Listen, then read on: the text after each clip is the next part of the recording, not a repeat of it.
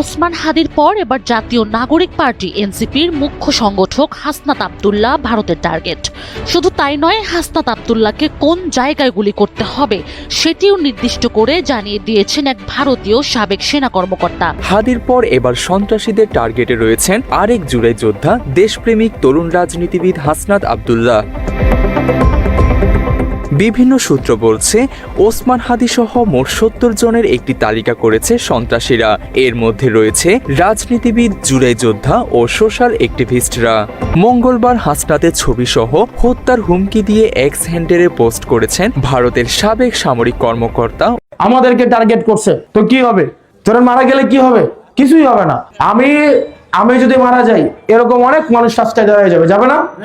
অনেক মানুষ রাস্তায় দাঁড়ায় যাবে। আমাকে মাইরা ফেলবে বলতেছে না, মাইরা ফেললে বলছে আমাকে ঢাকায় থাকতে। আসসালামু আলাইকুম ওয়া রাহমাতুল্লাহি ওয়া বারাকাতুহু।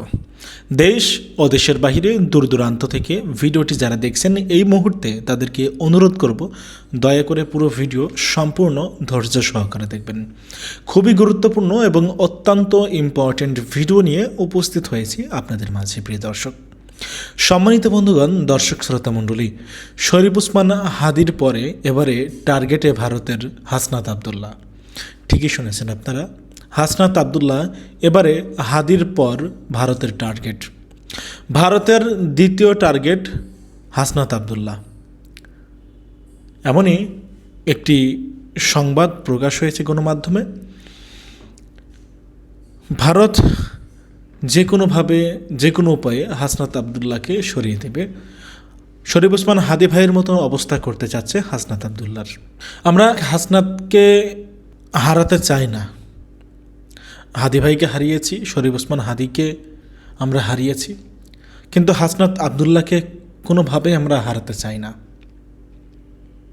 প্রিয় দর্শক শ্রোতা মণ্ডলী, কেন, কী কারণে পরবর্তী হাসনাত আব্দুল্লাহকে টার্গেট করছে ভারত? কি হাসনাত আব্দুল্লাহর সঙ্গে কি করতে চাইছে? হাসনাত আব্দুল্লাহকে নিয়ে তাদের পরিকল্পনা কি, সেটি কয়েকটা প্রতিবেদন থেকে বিস্তারিত জানার চেষ্টা করব। আশা করি সঙ্গে থাকবেন পুরো ভিডিওটি জুড়ে। আপনারা আমাদের, যদি পারেন, ভিডিওটি সর্বোচ্চ পরিমাণে শেয়ার করে দিবেন। হাসনাত আব্দুল্লাহর মুখ থেকেও শুনবো তার প্রতিক্রিয়াটা কি এই সংবাদটি প্রকাশের পরে তিনি কি জানালেন।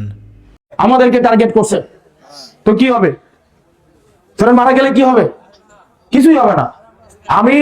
আমি যদি মারা যাই, এরকম অনেক মানুষ রাস্তায় দাঁড়ায় যাবে, যাবে না?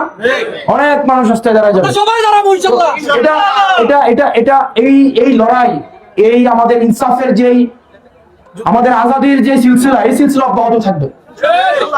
মনে রাখতে হবে, নতুনদের মধ্য দিয়ে পরিবর্তন আসে। মোহাম্মদ বিন কাসিম 17 বছর বয়সে এই ভারতবর্ষে জয় করছে, করে নাই? করছে কিনা? বছর ছিল কত? 17। কত ছিল? মুরব্বী যারা আছে তাদের চিন্তা পশ্চাৎপদ, তারা হচ্ছে সবসময় দায়বদ্ধতার জায়গা থেকে ভাবে তাদের অনেক লাইবিলিটি আছে, আছে কিনা? আছে কিনা? আর আমরা হচ্ছে কি মরে যাবো, শেষ। উপরে হচ্ছে আল্লাহ, নিচে হচ্ছেন আপনারা। আর আমাদের উপরে যাদের সম্পর্ক হবে, ভারতের সাথে আমাদের সম্পর্ক হবে ন্যায্যতার ভিত্তিতে। আজকে শুনছি বাংলাদেশ হাইকমিশনকে নাকি ভারত ঢাকায় ধমক দিছে, যে কেন আমরা ওই কথা বলছি। ধমক দিছে নাকি ওই ভারতীয় হাইকমিশনারকে এই খুনি হাসিনাকে আশ্রয় দেওয়ার জন্য? শুধু ধমক না, লাঠি দিয়ে দেশ থেকে বের করে দেওয়া উচিত ছিল। আপনি আমার দেশের সন্ত্রাসকে আপনি পেলে পুষে বড় করবেন, তাদেরকে ট্রেনিং দিবেন, তাদেরকে অর্থ দিবেন। অন্তত 30,000 আওয়ামী লীগ কর্মী আছে পাসপোর্ট এবং ভিসা ছাড়া ভারত আশ্রয় দিয়ে রাখছে, রাখে নাই? তো আপনি আমার দেশের সন্ত্রাস আপনি পারবেন, বাংলাদেশকে আপনি ডিস্টেবিলাইজ করবেন, আর আমি আপনার সাথে বন্ধুত্বপূর্ণ সম্পর্ক রাখবো, এত ঠেকা পড়ে নাই। আপনার সাথে আমার ব্যবসায়িক সম্পর্ক, আপনি আমাকে ফ্রিতে পেঁয়াজ দেন না, আপনি আমাকে ফ্রিতে তেল দেন না, আপনি আমাকে ফ্রিতে এগুলো, আপনি আমাকে ভিক্ষা দেন না, আপনি আমাকে ব্যবসা করেন, আমাকে দেন, আমি আপনাকে টাকা দিই। এটা কি আপনি কি আমাকে ফি সাবিলিল্লাহ দেন? আপনার এবার আমরা পেজ নেই নাই, 2 টাকা করে পেজ ভারতে পৌঁছতেছে। মনে রাখতে হবে, একটা দোকানদার যিনি, উনি খারাপ ব্যবহার করতে পারে না, কাস্টমার খারাপ ব্যবহার করতে পারে। 20টা কাস্টমার আসে, খারাপ ব্যবহার করতে পারে, দোকানদার কিন্তু চুপ থাকতে হয়। ঠেকা আমার না, ঠেকা ওদের। ওর মালটা ব্যস্ত হবে বাংলাদেশে।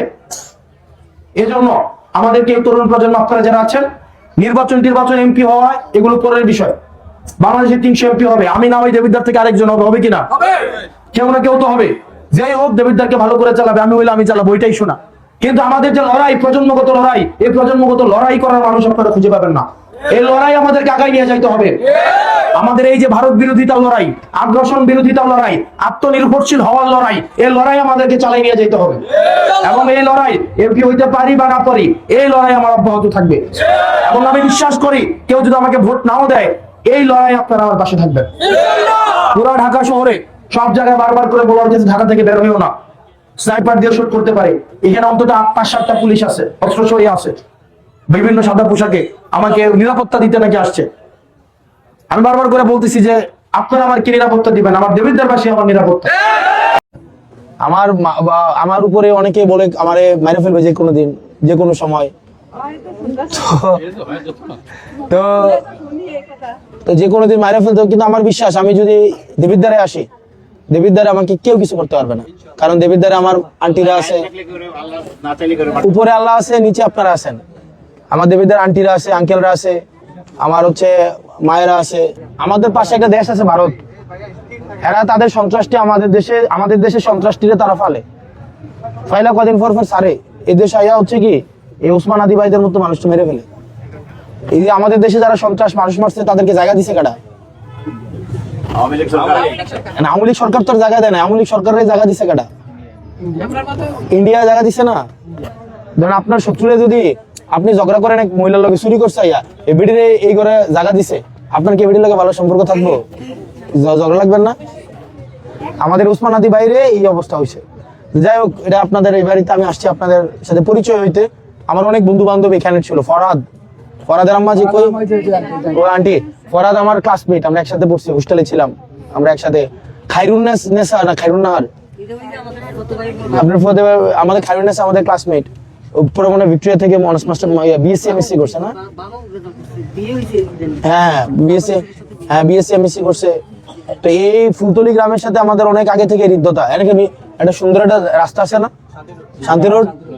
আমি এত ব্যস্ততার মধ্যে আমি লাস্ট 2 মাসে মনে হয় 2-3 বার আইছি ওই যে ইয়ার দোকানে, মাসুদ ভাইয়ের দোকানে। মাসুদ ভাইয়ের বাড়ি কই? পশ্চিম সিং না, মাসুদ ভাইয়ের দোকানে আসছি মিষ্টি টিষ্টি বেশি। যাক, আপনাদের সাথে আমার একটা আন্তরিকতা হইলো, এর বেশি কিছুই না। আমার উপরে অনেকে বলে আমারে মেরে ফেলবে যে কোনো দিন, যে কোনো সময়। তো যে কোনো দিন মাইরা ফেলতে, কিন্তু আমার বিশ্বাস আমি যদি দেবীর দ্বারে আসি, দেবীর দ্বারে আমাকে কেউ কিছু করতে পারবে না। কারণ দেবীর দ্বারে আমার আন্টিরা আছে, উপরে আল্লাহ আছে, নিচে আপনারা আছেন। আমার দেবীর দ্বারে আন্টিরা আছে, আঙ্কেলরা আছে, আমার হচ্ছে মায়েরা আছে। যেমন ফরহাদের আম্মার কাছে ফরহাদ যেমন সন্তান, আমিও এরকম আরেকটা সন্তান, তাই না?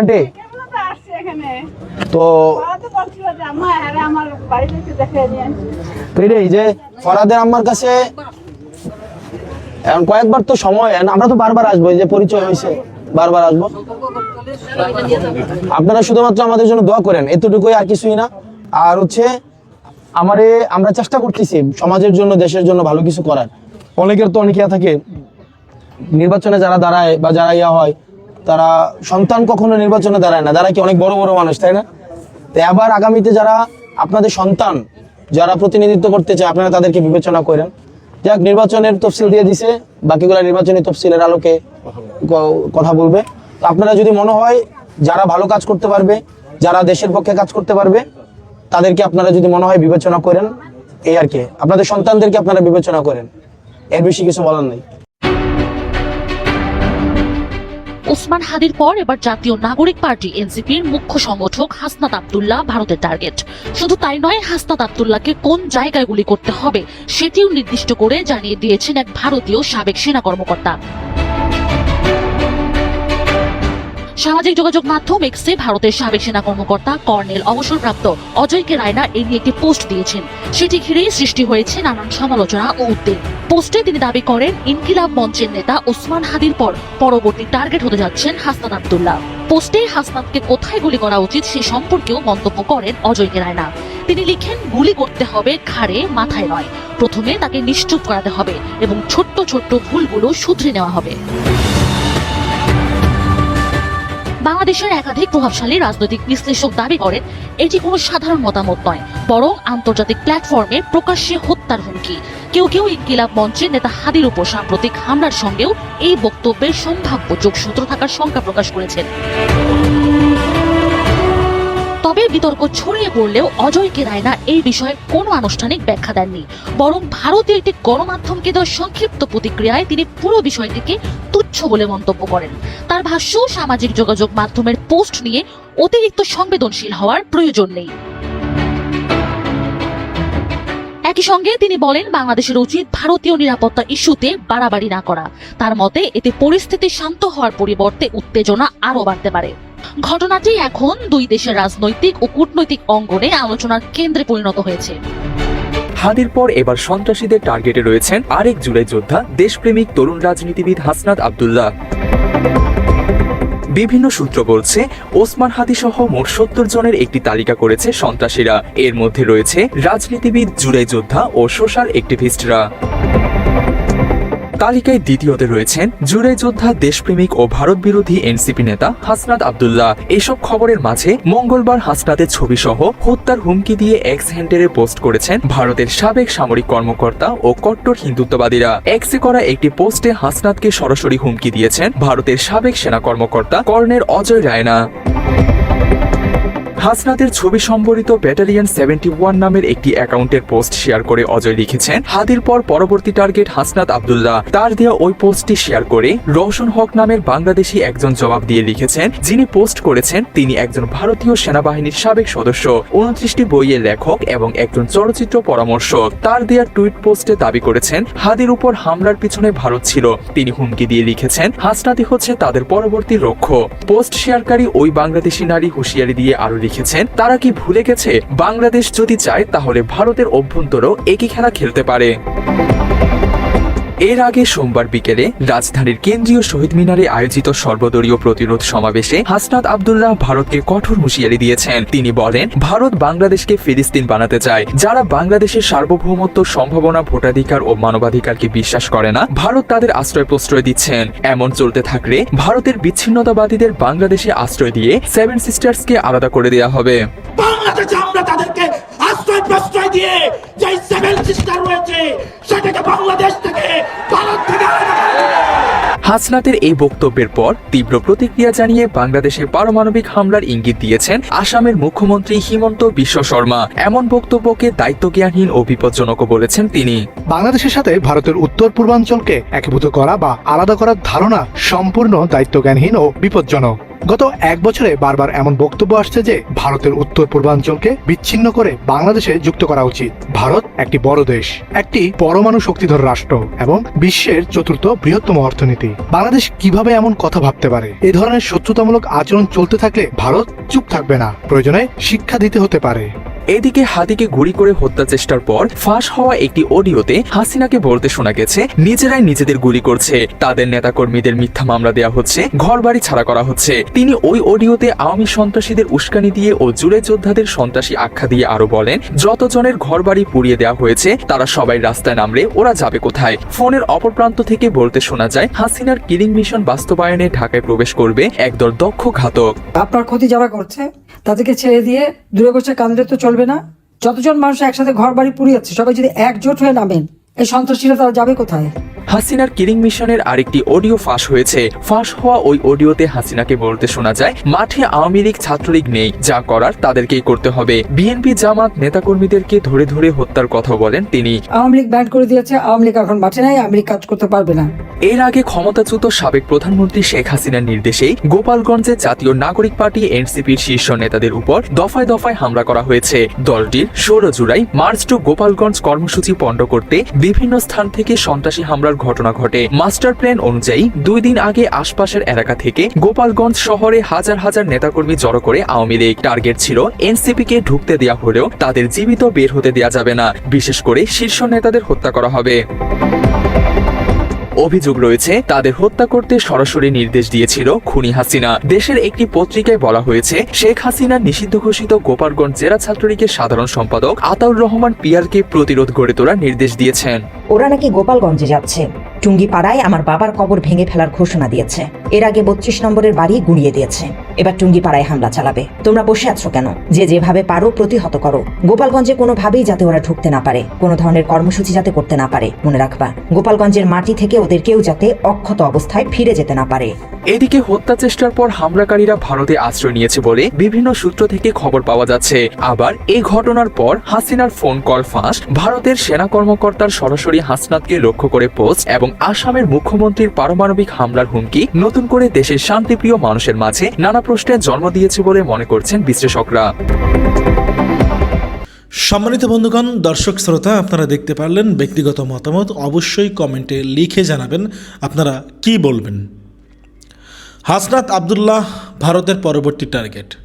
শরীফ ওসমান হাদি তো আমাদের কাছ থেকে সারা জীবনের জন্য চলে গেছে, কিন্তু আমরা হাসনাত আবদুল্লাহকে হারাতে চাই না কোনোভাবে। কোনো মূল্যে আমরা হাসনাত আবদুল্লাহকে হারাতে দিব না। আমাদের বাংলার 18 কোটি মানুষ হাসনাত আবদুল্লাহর সঙ্গে আছে। হাসনাত আবদুল্লাহর কিছু হলে আমরা কখনো ছেড়ে দিব না কাউকে।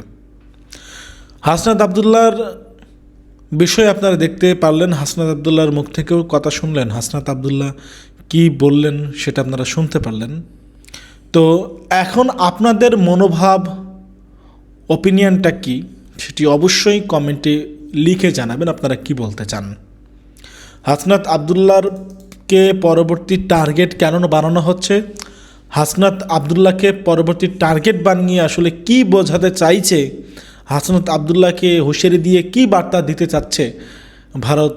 আমরা আসলে বুঝে আসে না আমার। আপনারা জানাবেন আপনারা কি বলতে চান হাসনাত আবদুল্লাহর এই ঘটনা নিয়ে। হাসনাত আবদুল্লাহকে যে পরবর্তী টার্গেট করতে চাচ্ছে ভারত, সেটা নিয়ে আপনাদের মতামত অবশ্যই কমেন্ট করবেন।